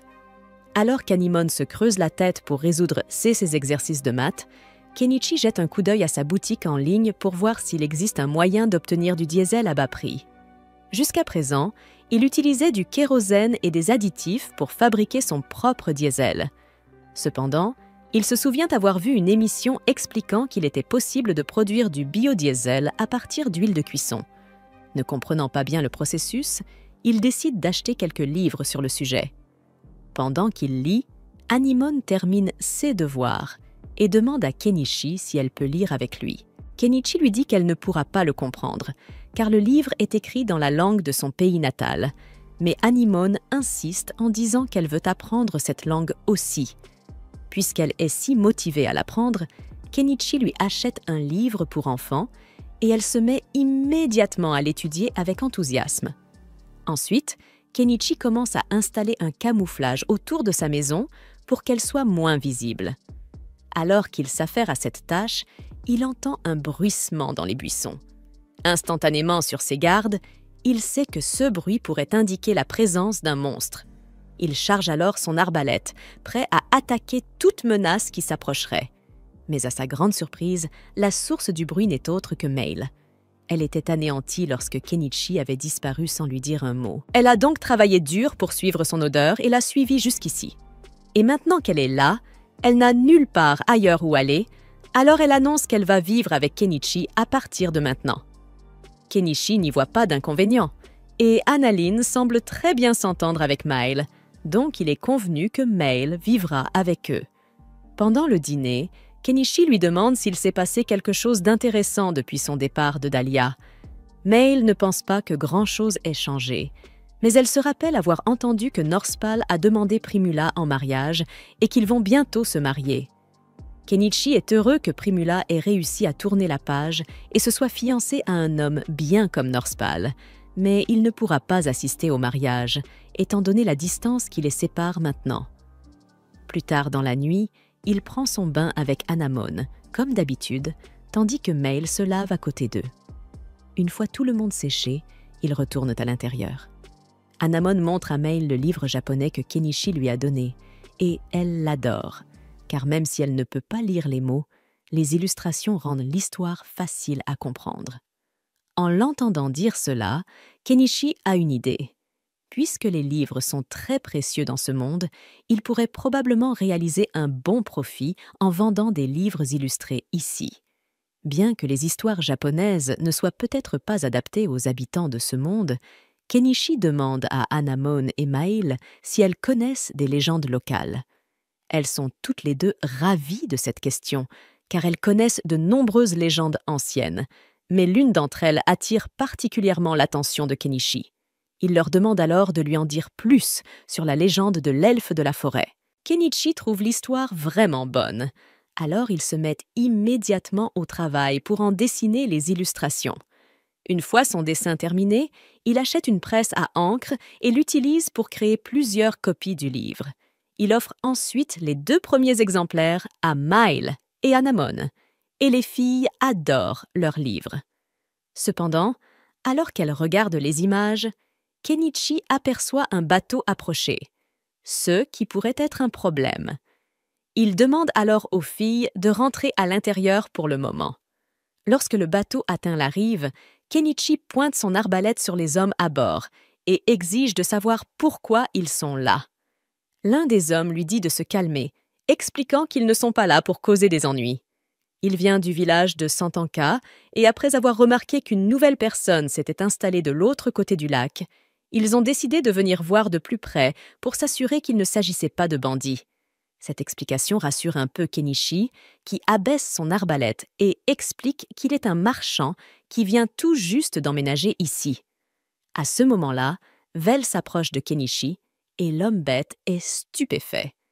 En effet, les lynx ne s'attachent normalement jamais aux gens, donc le fait que Kenichi en ait apprivoisé prouve forcément qu'il est quelqu'un de bien. Crutan décide de faire confiance à l'homme-bête et se présente à Kenichi, qui en fait de même. Pour prouver qu'il ne fait rien de suspect, Kenichi propose à Crutan et Nayan de leur faire visiter sa maison. Tout semble parfaitement normal, alors Crutan s'excuse pour l'intrusion et se prépare à partir. Mais avant de partir, il remarque les livres que Kenichi a fabriqués sur la table et lui demande s'il peut en acheter un pour sa fille. Kenichi accepte volontiers. Une fois Crutan et Nyan partis, Kenichi et les filles déjeunent ensemble. Ensuite, Anamon passe un moment à lire à l'intérieur pendant que Kenichi se rend en forêt pour chercher des herbes médicinales dans les buissons. Mais Mailel rejoint et, puisque Anamon est occupée, elle espérait passer un peu de temps seule avec Kenichi. Ce dernier ne peut pas se résoudre à refuser. Alors les choses dégénèrent à nouveau. Un peu plus tard, Kenichi se remet au travail sur son dernier projet, et on pourrait presque l'appeler Walter Astérisque, car il est en train de préparer quelque chose de gros. Malheureusement, la combinaison de protection qu'il portait l'a fait énormément transpirer, alors il doit faire une pause et plonger dans la rivière pour se rafraîchir. Une fois de retour au travail, on découvre que Kenichi est en train de synthétiser du biodiesel à partir d'huile de cuisson. Même si le processus est très dangereux, s'il réussit, il pourra produire son propre diesel sans dépenser une fortune. Vient maintenant l'étape la plus risquée, tester le carburant. Il pompe un peu de carburant dans le générateur, et heureusement, il n'explose pas. L'expérience de Kenichi est donc un succès.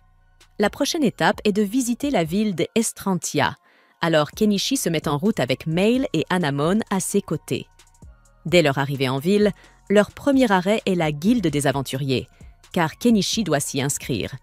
Ils entrent et se dirigent vers le comptoir de l'accueil, mais en saluant la réceptionniste, 2 grandes choses attirent immédiatement l'attention de Kenichi, au point qu'il ne peut détourner les yeux. Après être sorti de sa transe, il informe la réceptionniste qu'il souhaite s'inscrire à la guilde des aventuriers ainsi qu'à la guilde des marchands de la ville.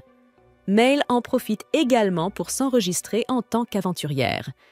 La réceptionniste prend leur carte d'identité et part dans l'arrière-boutique pour traiter leurs inscriptions. Mais lorsqu'elle revient, elle semble troublée, car en consultant le dossier de Kenichi, elle réalise qu'il est celui qui a vaincu Sha. Kenichi lui dit d'arrêter de crier parce qu'il essaie de rester discret. La réceptionniste comprend vite et lui dit que son inscription est terminée et qu'il peut continuer sa journée comme d'habitude. Après avoir quitté la guilde, ils s'installent tous sur la place de la ville pour prendre un repas. Mais comme les épices dans ce pays sont toujours contrôlées par le syndicat des épices, toute la nourriture ici est de la bouillie de prison insipide. Anemone et Mail n'apprécient visiblement pas leur repas, alors Kenichi leur donne un peu de son mélange d'épices pour ajouter un peu de saveur. C'est alors que Kenichi aperçoit 2 voyous aux cheveux de Jojo qui rôdent dans les parages, et il semble bien qu'ils soient en train de préparer un mauvais coup. Mais si Kenichi n'est pas concerné, il se mêlera de ses affaires. Au même moment, il remarque que Croutan et une petite fille entrent dans une ruelle. Il se passe manifestement quelque chose, mais là encore, ce n'est pas le problème de Kenichi. Il poursuit sa visite et tombe sur une vieille boutique de magie qui a l'air intéressante. Alors, il y entre. Kenichi trouve une vieille dame qui tient la boutique et en regardant autour de lui, il remarque un appareil magique sur l'étalage. Alors, il lui demande ce qu'il fait. Elle verse de l'eau dans un compartiment et beaucoup de vin dans l'autre. Le résultat est que toute l'eau est séparée du vin. La première chose qui vient à l'esprit de Kenichi après avoir vu cela, c'est qu'il peut l'utiliser pour produire son diesel sans avoir à perdre des années de vie à cause de l'inhalation de produits chimiques. Il dit à Granny qu'il veut acheter l'appareil magique, et elle est choquée parce que personne ne propose jamais d'acheter quoi que ce soit ici. Mais Kenichi est un client qui paie, alors comment pourrait-elle refuser? On dirait qu'Anemone a aussi trouvé quelque chose qui lui plaît, car elle montre à Kenichi un livre qu'elle a acheté. Granny explique qu'il s'agit d'un grimoire, et dès que Kenichi l'entend, il dit qu'il veut aussi acheter le livre. Il ne peut pas garantir qu'il sera capable de l'utiliser, car il faut un certain niveau de pouvoir magique pour utiliser la magie. Après avoir acheté le livre, il veut immédiatement commencer à le lire avec Anemone, mais Mamie les en empêche parce que les grimoires doivent être enregistrés avant qu'un client ne soit autorisé à les prendre, et Kenichi devra donc revenir le chercher dans une semaine. Kenichi ne voit pas d'inconvénient à attendre, alors il part avec les autres pour continuer à chercher en ville. Cependant, ils finissent par tomber sur Mianeas à l'extérieur. Ce dernier est surpris de les voir, mais il est très pressé et n'a pas le temps de discuter. Kenichi a un mauvais pressentiment. Il sent qu'il va se retrouver mêlé à quelque chose de problématique, alors il souhaite que tout le monde rentre à la maison. Mais avant qu'il n'ait pu partir, le groupe aperçoit Croutan en train de se faire attaquer dans une ruelle, avec sa fille. Kenichi ne peut pas ignorer cela cette fois, il est obligé d'aider. Mais d'abord, il achète un masque de docteur de la peste pour cacher son identité aux voyous. Les voyous nourrissent une grande rancune contre Croutan et étaient prêts à le tuer, lui et sa fille. Mais avant qu'il n'ait pu agir, Kenichi apparaît derrière eux et commence à lancer des feux d'artifice. Il déclare que ces feux d'artifice font partie de ses nombreux sorts magiques, et comme les voyous n'ont jamais rien vu de tel, ils prennent la fuite, effrayés. Une fois qu'il est sûr que Croutan va bien, celui-ci s'assoit près de la fontaine et raconte à Kenichi toute l'histoire. Lorsqu'il travaillait comme fonctionnaire, Croutan a travaillé dur et a arrêté plusieurs membres du syndicat des épices, et depuis ce moment, il le traque. La fille de Croutan demande si Kenichi et les autres sont ses amis. Croutan explique qu'il a rencontré Kenichi il y a quelques jours et que c'est lui qui a créé le livre qu'il lui a acheté. Mary s'excite en apprenant que son livre préféré a été créé par Kenichi et commence à le remercier vivement. Mais Anemone devient un peu jalouse, alors elle mentionne qu'elle a aussi participé à la création du livre. Mary la remercie également et lui demande si elles peuvent faire un livre ensemble un jour, ce à quoi Anemone répond avec enthousiasme qu'elle le ferait avec plaisir. Kenichi est heureux de voir qu'Anemone a enfin trouvé une amie de son âge, et quelques jours plus tard, Croutan et sa femme amènent Mary rendre visite à Kenichi et Anemone. C'était la première fois qu'ils recevaient des invités, Alors Kenichi a préparé un repas pour que tout le monde puisse en profiter. Et à partir de ce moment-là, cela est devenu une habitude pour eux de passer du temps ensemble pendant que Mary et Anemone jouaient ensemble. Cependant, un jour, Mary ne s'est pas présentée comme d'habitude. À la place, un Kruten désespéré est venu supplier Kenichi de l'aider. Il dit à Kenichi que Mary est tombée malade d'une maladie de ce pays et que la plupart des enfants qui l'ont contractée ne survivent pas plus d'une nuit. Il doit donc faire quelque chose pour l'aider rapidement. Il est prêt à payer chaque pièce qu'il possède si cela signifie que Mary survivra. Mais il ne peut pas se permettre d'engager un mage pour lancer un sort de guérison sur elle. Ainsi, Kenichi est son dernier espoir. Kenichi ne va pas rester là à regarder l'ami d'Anemone souffrir. Alors, il tend une boîte de médicaments contre la douleur acrutène et lui dit de les donner à Mary pour faire baisser sa fièvre. Et il espère qu'il parlera aussi de la posologie. Bien que les médicaments aident à réduire la fièvre de Mary, ils ne la guériront pas. Alors Kenichi se précipite pour appeler la grand-mère magicienne à l'aide. Plus tard dans la soirée, ils se retrouvent tous chez Kruten pour voir Mary, et la grand-mère peut immédiatement identifier que Mary est malade d'une maladie appelée la fièvre de chicorée. Elle est traitable, mais cela nécessite des graines d'une fleur spéciale qui ne pousse que dans la forêt. Quelqu'un doit aller chercher CS graines avant le matin. Alors Kenichi, Kruten et Nyaneas se rendent dans la forêt pour les récupérer. Mais en partant, on découvre que les voyous du syndicat des épices observaient toute la scène, et ils vont certainement essayer quelque chose maintenant que Kenichi et Kruten sont partis. Kenichi et les autres arrivent bientôt à la rivière, où l'on peut trouver les graines de la fleur de Tchekeri. Il sort un radeau gonflable et rame dans l'eau pour récupérer une graine. Il ne lui faut pas longtemps pour trouver un groupe de CS fleurs. Alors il cueille une graine et la remet à Crotine, qui lui est extrêmement reconnaissant pour toute son aide. Mais leur mission n'est pas encore terminée, car ils doivent encore rapporter cette graine à Mary pour qu'elle puisse être guérie, et un autre problème se présente à eux. Nyaneas sent quelque chose approcher, et il s'avère que c'est une meute de loups noirs. Mais il est trop tard pour battre en retraite, car ils sont déjà encerclés. Kenichi a déjà affronté des loups noirs auparavant, alors il achète 2 épées et les remet à Crotine et Nyaneas. Ce qui est important maintenant, c'est que Mary reçoive ce médicament. Il leur dit donc de courir jusqu'à la maison aussi vite que possible pendant qu'il retient les loups. Il commence alors à lancer des feux d'artifice pour attirer l'attention des loups et les éloigner de Crotine. Mais un petit groupe de loups se sépare de la meute et encercle Crotine et Nyaneas. Kenichi se rend compte que Crotine et Nyaneas sont en danger, alors il se précipite pour les aider aussi vite que possible.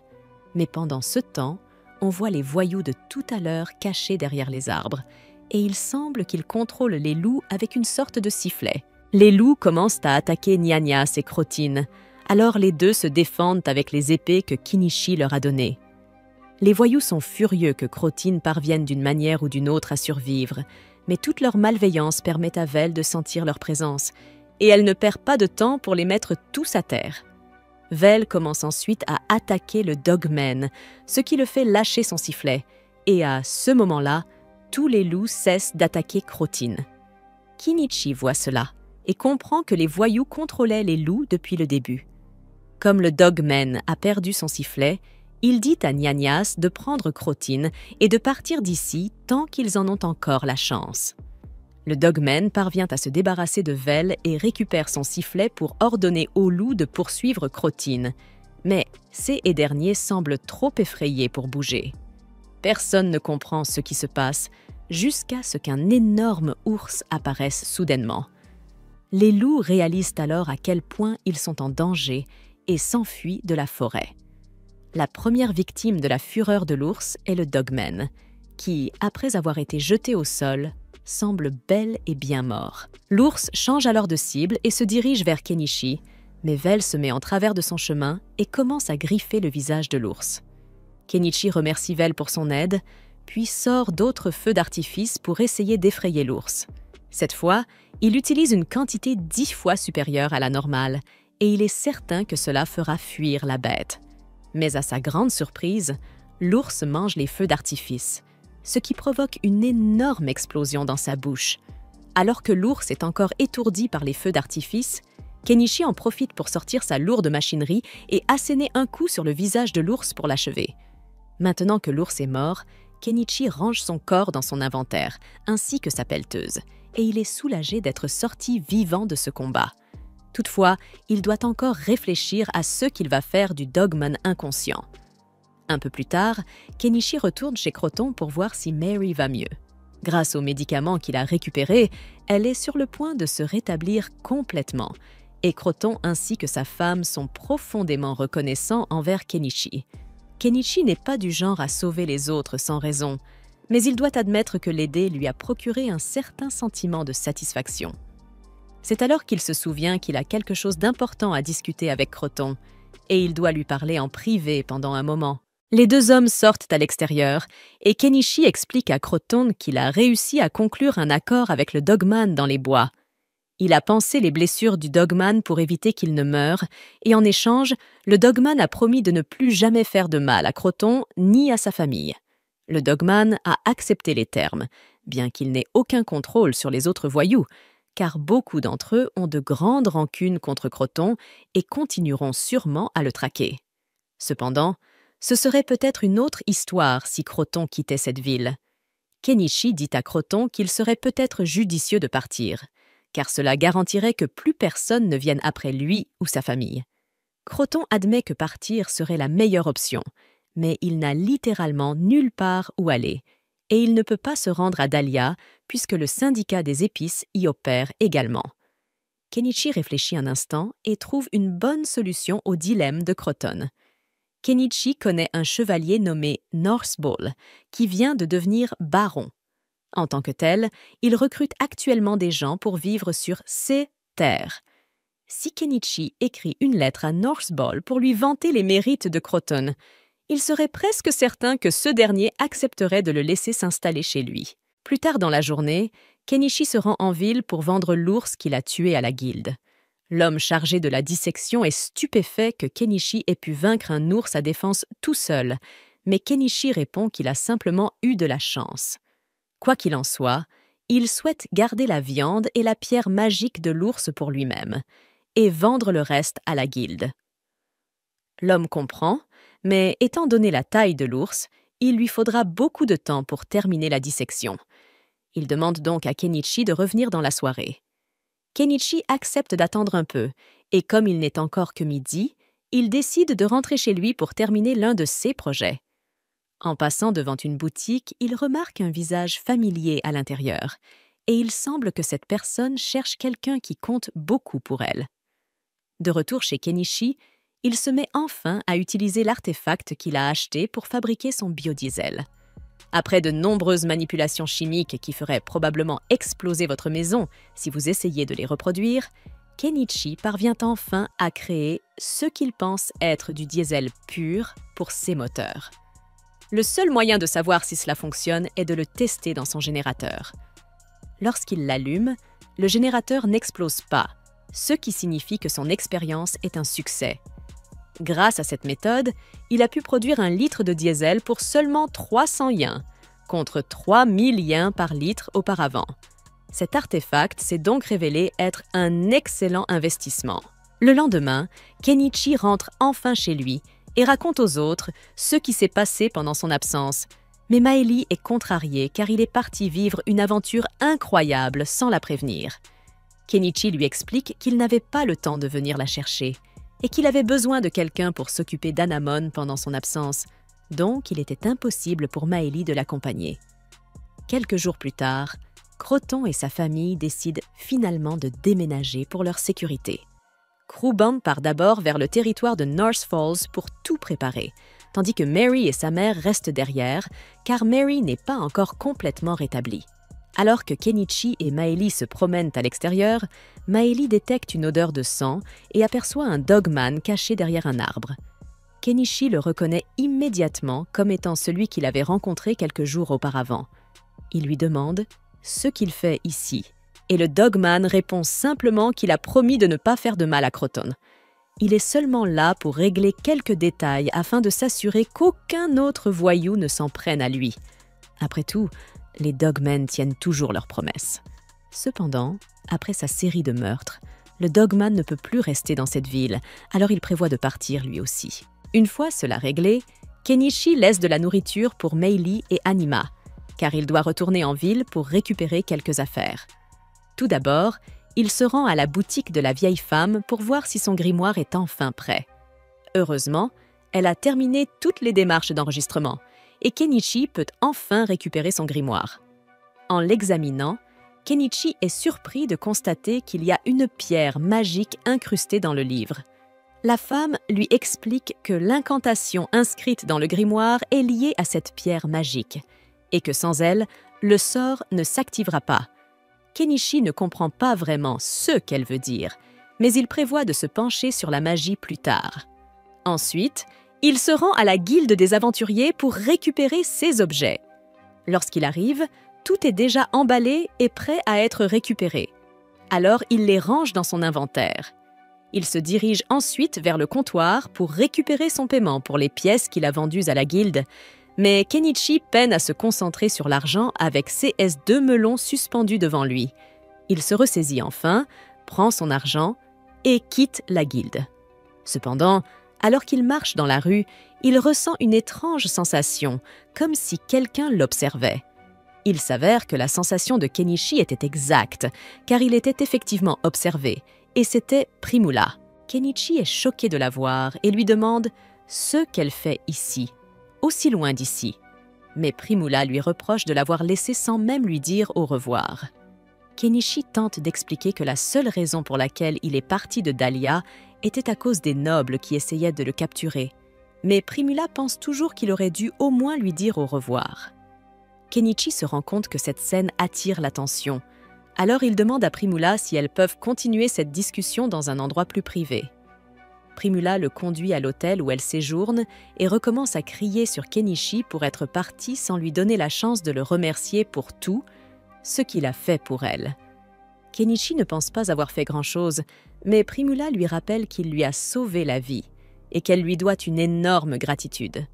Kenichi commence à se sentir un peu mal à l'aise, alors il change de sujet et mentionne avoir entendu des rumeurs sur le fait que Primula allait se marier avec Northball.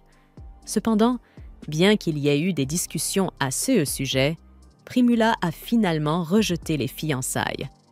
Mais ça n'a pas vraiment d'importance. Primula dit qu'elle ne rentrera pas chez elle à moins que Kenichi accepte de partir avec elle, mais Kenichi n'a aucune intention de partir.